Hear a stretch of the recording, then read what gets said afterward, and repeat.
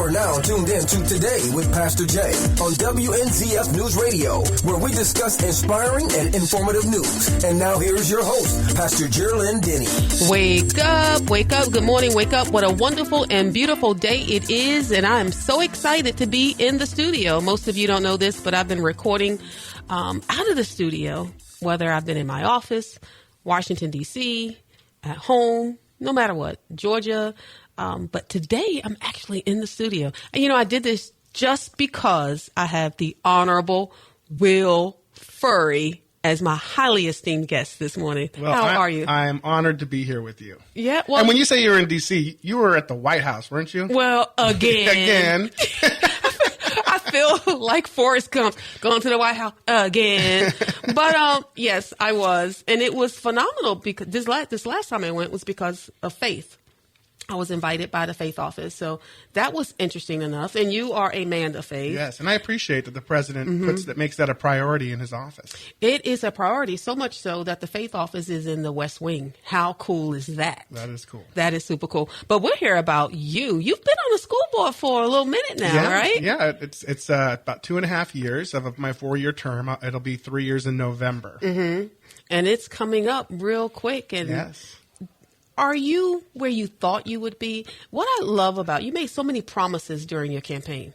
Yeah. And you have a checklist, and you've been checking them off. Yes. One by one. Yeah. And honestly, I have accomplished just about everything on that list. The only remaining item is a safety and security check that I want to do, hopefully before my term is up, is to bring the Guardian program to Flagler County. And there's different versions of the Guardian program. And we'll talk that through as a board eventually.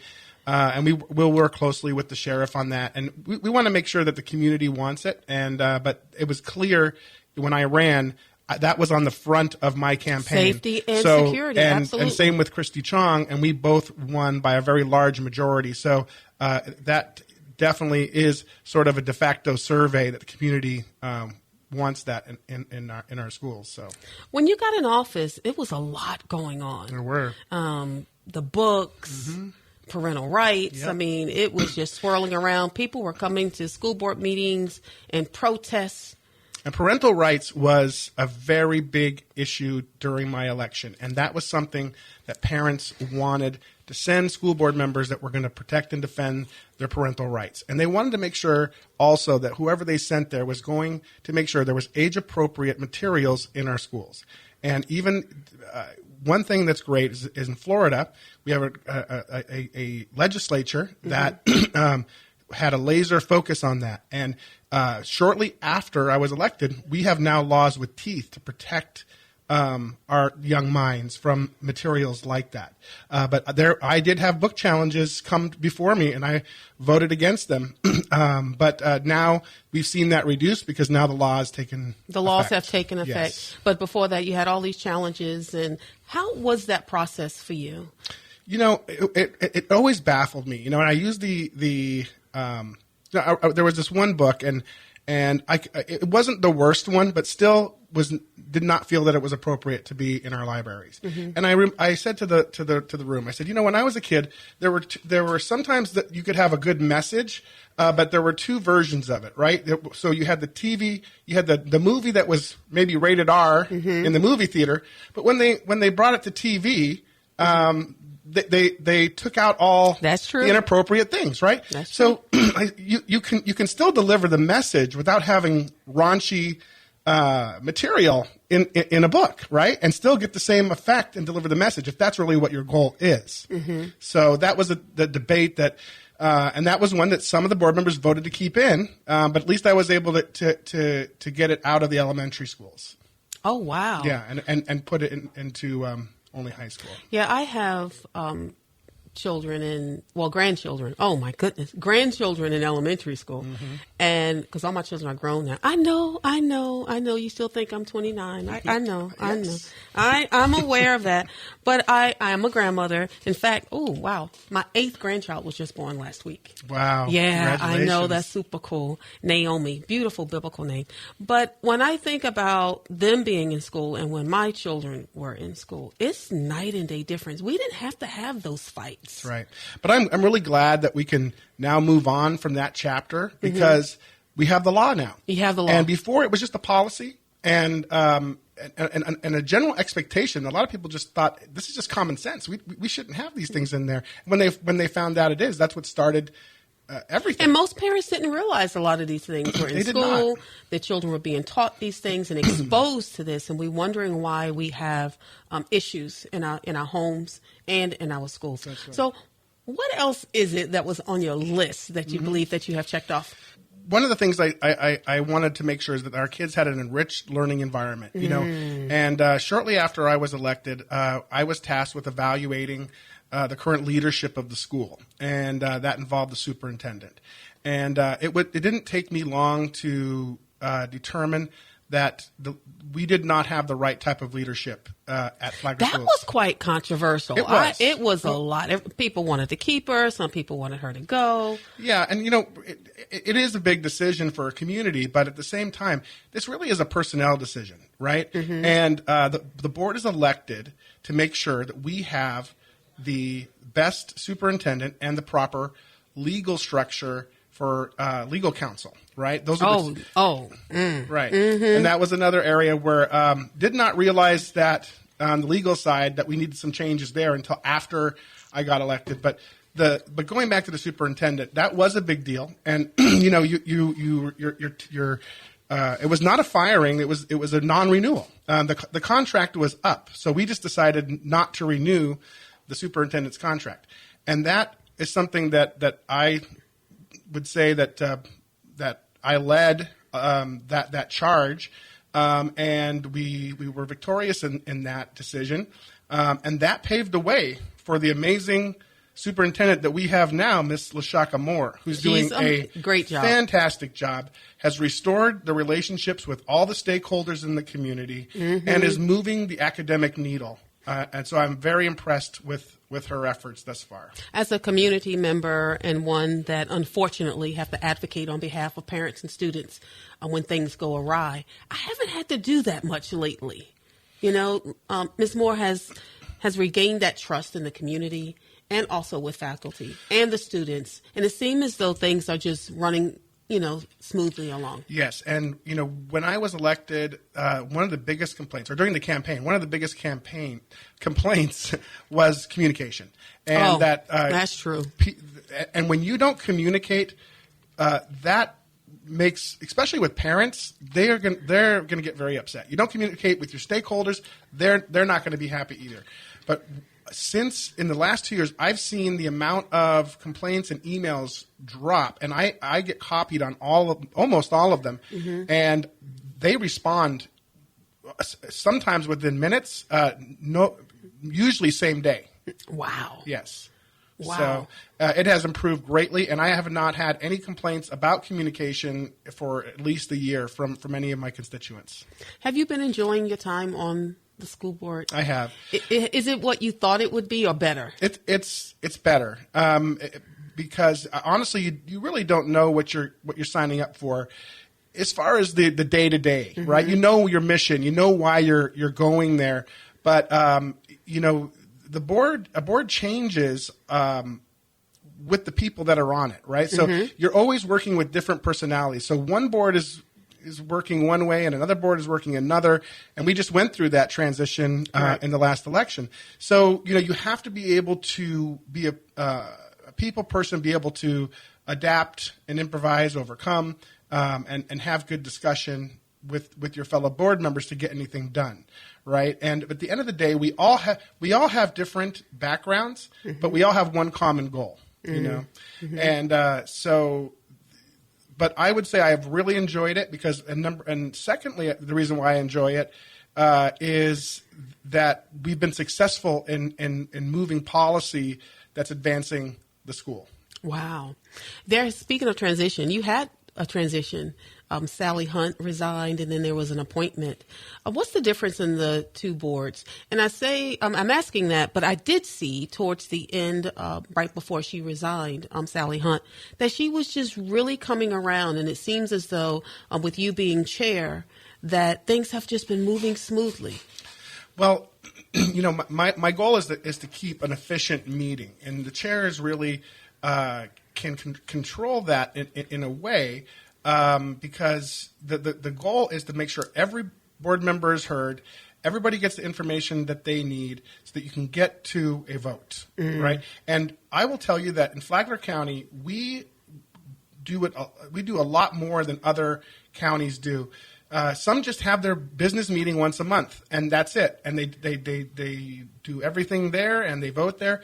We actually have 2 workshops every month before we go to the business meeting at the 6 p.m. meeting at the GSB and actually vote. So we do a lot of work and research before we go to a vote. And on top of that, we're engaging in between there, we're engaging with staff, getting the answers we need, and sometimes we're having special meetings also, or executive sessions that are closed door for safety and security and things like that. So our board works very hard to make sure that the superintendent is empowered and our staff and faculty have all the tools they need to advance education in Flagler County. All right. Well, we're going to take a break. Don't go anywhere, guys. Don't touch that dial. You're listening to Today with Pastor Jay.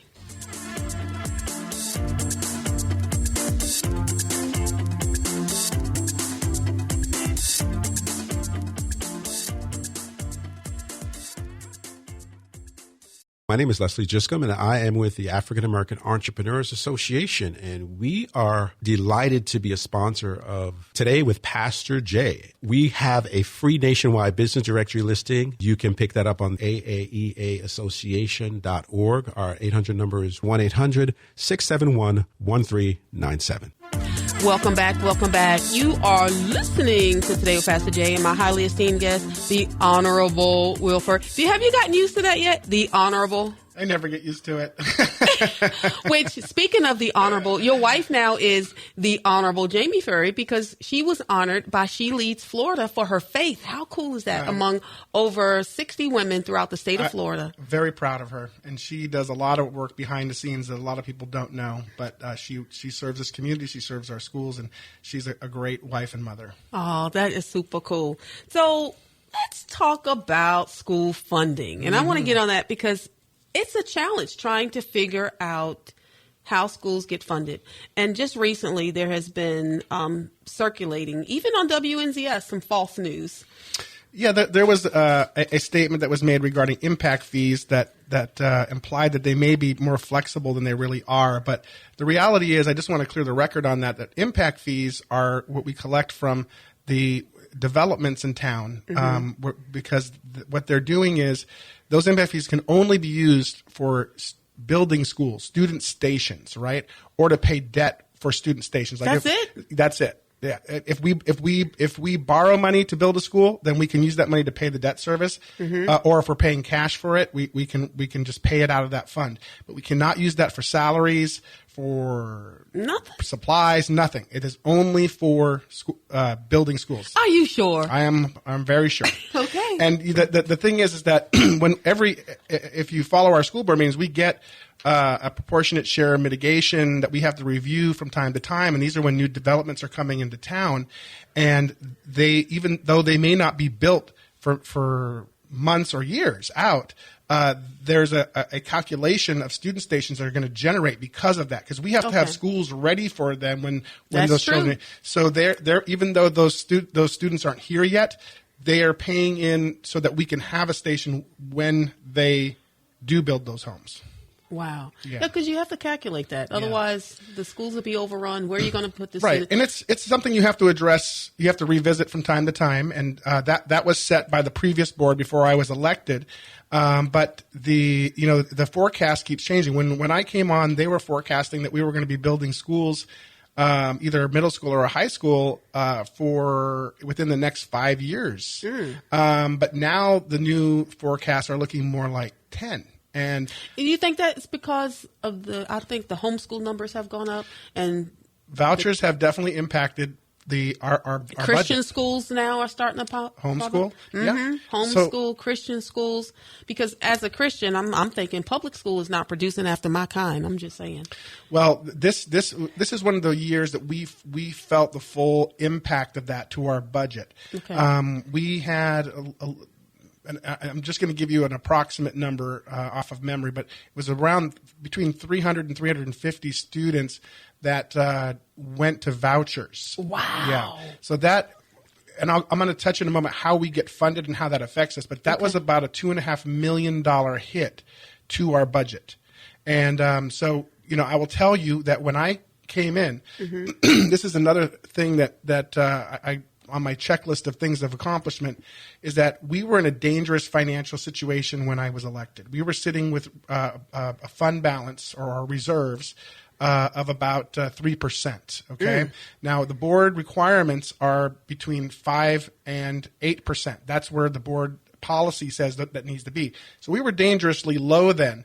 And to give you how serious it was, if you drop down to 2%, the state comes in and takes over your books. What? Yes, and we were 1 percentage point away from that. And that was where Flagler County Schools was when you were elected. That's right. Oh, goodness. And so we gave a direction to the superintendent, to the staff, that we need to put a laser focus on getting this fund balance back to where within the parameters of our policy. Number one, right? But the previous administration had allowed it to get down that low. So fortunately we did that, because had we didn't and we had taken this $2.5 million hit back then, we would have been in a world of hurt. Right. That's true. So, but we're sitting in a good place right now. But we are seeing forecasting that we may in the next year see another decline of about a little over 100 students in the next budget year, on top of the ones that we've had this year. Right. And why do you think that is? Is it just because now the laws have changed and people can take the vouchers and take the money and they're looking at other ways? Or do you think it's because over the years the public and parents have just lost trust in the public school system? Well, I think it could be all of the above, but it's too early to tell. We're going to get data on this, because this is really new in the way that in the form that it is now. Vouchers have been around for a long time, but now they're just open to everybody. There's no qualifications. Anybody can get the voucher. So we have to see, is this just like a new restaurant that opens in town? Everybody wants to go there. Oh yeah. But then you go back to your old favorite, or is this the path forward? Is this what it's going to look like from here on out? Yeah, because it's too soon. And it's going to be a day by day. But I personally have tasked the superintendent to be looking at ways to market our school. We're in competition. We're no longer the monopoly. That's right. We have to take a different mindset. You're in competition with the Christian Yes. schools. You're in competition with home schools. And what are you offering? Right. That's what we want to know. And Flagler Schools offers a lot. And I will tell you that in Flagler County, for resources and programs and everything, we are the best institution for those. Now, parents may have different reasons why they want to send their kids to other schools or homeschool, and I 100% support that. I ran on parents' rights and choice, and I think parents should have that choice. But there is a little bit of imbalance with how the amount they get versus they get about the same amount as we get, but we have to provide a lot more services than they have to. Right. So there's a little bit of imbalance there, but that may have been an unintended consequence from the legislature, but they usually fix these things as they learn about the impact of the policy, right? So, but let me go to quickly how schools are funded. So we are the only taxing district that does not set its own millage rate. Okay. So what was required of the schools is we have what's called a required local effort. That comes from the property taxes. So even those in our community that don't have kids in school, you are supporting these schools through your tax dollars, right? Okay.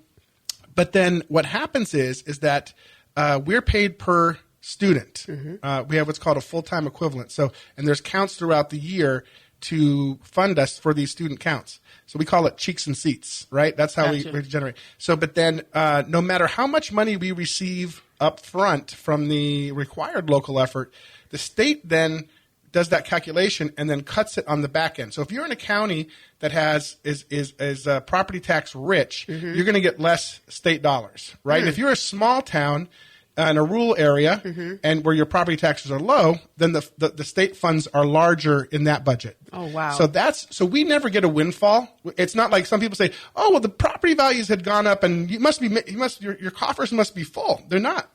because we get adjusted for that. So, and mind people you, don't know that. They don't know that. So we cannot just say, hey, we need something.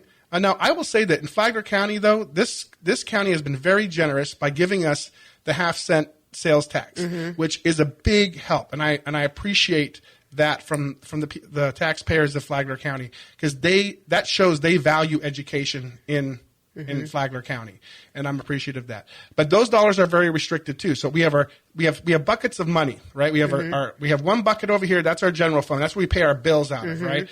Then we have our capital accounts and our impact fee accounts. Now these are things that are restricted dollars. They can only be used to build schools, to improve them. Well, not impact fees, but our capital dollars, to fix our schools and things like that. Do additions like we did in Matanzas High School. Beautiful new. I invite the public to come in and tour that building. It's an absolutely beautiful addition. And we put a state-of-the-art woodworking craftsman carpentry shop in there. That's just part of our commitment to Classrooms to Careers and Diploma Plus, right? But there's a beautiful media center there. So sometimes some people look at our budget and they go, "Wow, you have so much money," but that may be true in some circumstances. But we can't use those monies to pay teachers, to give raises. We can't. And I'd like to also add, because I just learned this recently, we got to take a break. I was speaking with a former school board member, and she was telling me how, and this is that even though a number of homeschoolers are gone, the school system still gets some of the money. Not all the money go with the students, so you still get some of that money. We don't get everything. Yeah, for the homeschool, there is some of that, but there's also something called a PEP, where people can. What we're looking, that's getting kind of into the weeds here, but ultimately, I'll bore people with school finance here. Okay. But one point I want to bring out is that our budget, just about 82% of our budget goes to salaries and wages and benefits. So there's not the difference there. That's all we have for the rest of it, right? So we have a lot of people are surprised to realize that that's how much it takes to keep this operation going. But 82% goes to salaries and benefits. All right, we got to take another break. Don't go anywhere. Don't touch that dial. You're listening to Today with Pastor Jay.